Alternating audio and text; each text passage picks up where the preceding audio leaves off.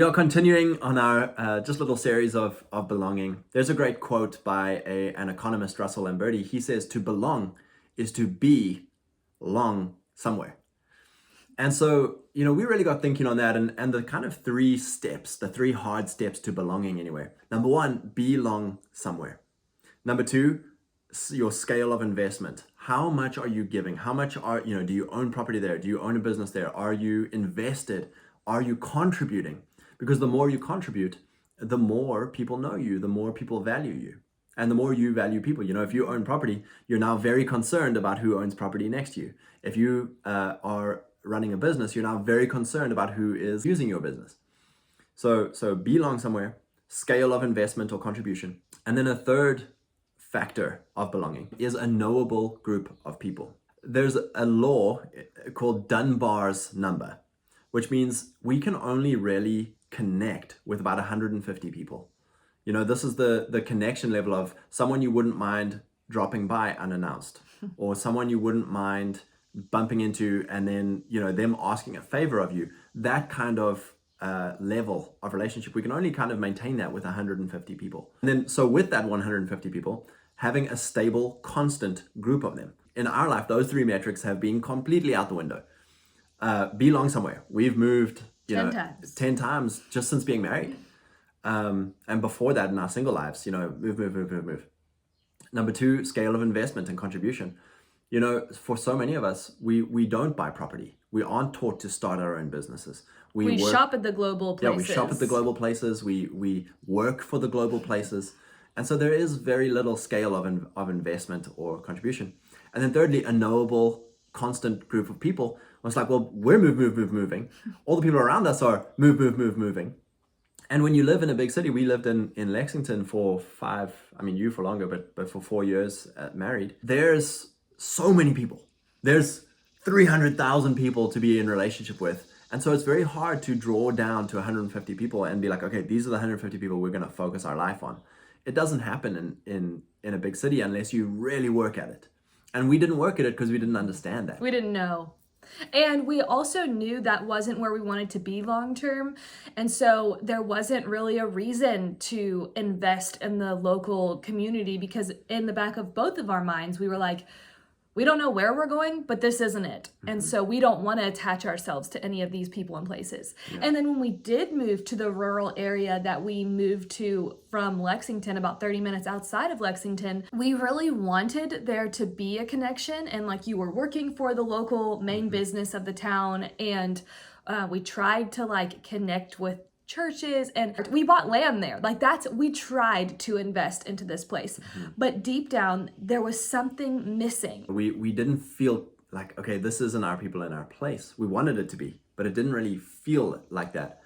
And not to be led by your feelings, but I think there is something in knowing. So when we went back to South Africa to visit my family, and then we got locked down there for several months, we're like, wow, this is it.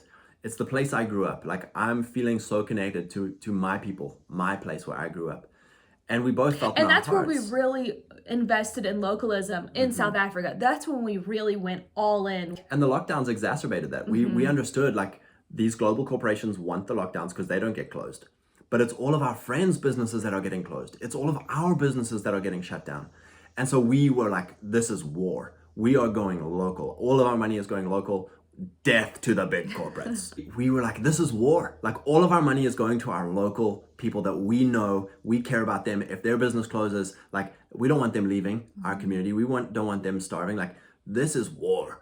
No more shopping at the big corporates.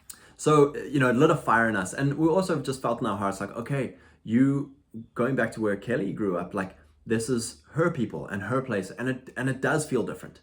You've got accumulated belonging there. If we had stayed in that little town in Kentucky, yes, we would have made it work. We would have been blessed. But it would have been our children who would have grown up there feeling like this is their people in place. So it would have been for the long game for our children and their children. But going back to where Kelly was from, going back to where I was from, we have an inheritance of belonging. We have our parents belong there, their grandparents belong there. There's an inheritance of relationships. These are the people I was raised with, so we have very similar values. Yeah, the culture, right? The cultures are different with different people and different places. And so we came back up here, and to where Kelly grew up in this area. And it has been like an immediate, like, a yes in our heart, a full faith. And that's it. Maybe it's just a faith thing, but you've got to have faith for where you are. Is this where I want to be? And you have full faith, then this is it. And that might not be the place where you grew up. That might be another place where you have an immediate yes in your heart.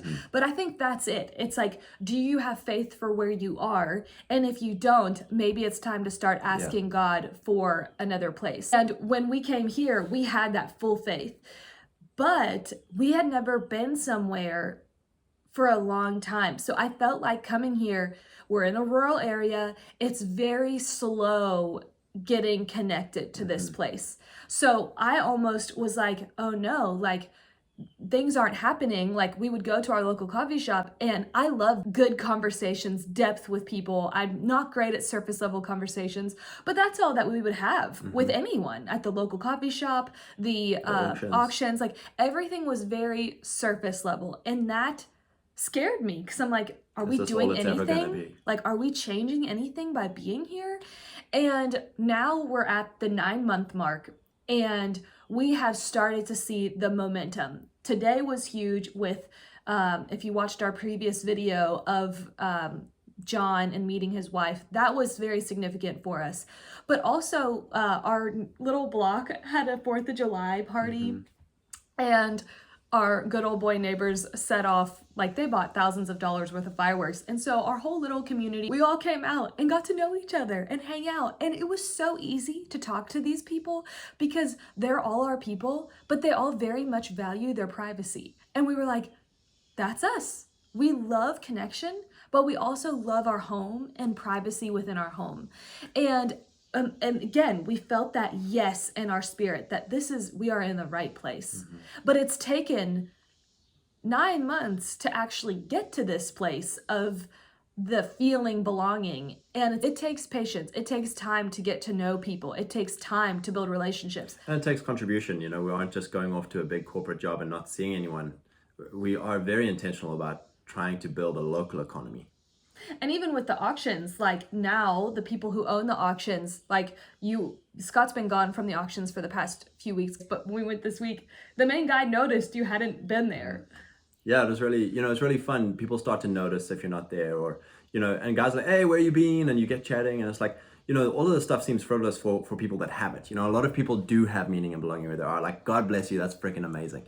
But for us little disconnected millennials, it's like, this is a big deal. It's a big deal because this is what we've been longing for, but didn't know how to achieve or didn't know was even possible. We hope this blesses you guys to, number one, do you have faith for where you live? If so, awesome. And start investing, start contributing, start getting ownership into the local economy. And then really figure out who are these 150 people that I see a lot. Get to know their names, get to know who they are, and the small chat leads to deep chat later on. Yeah, because now at the coffee shop, 9 months later, we are having great conversations. I feel like they've shared the deepest part of their there's trust now. Lives, and I've shared the deepest part of my lives, and it's not weird because it's like, we're still here. Praise God. God bless you guys.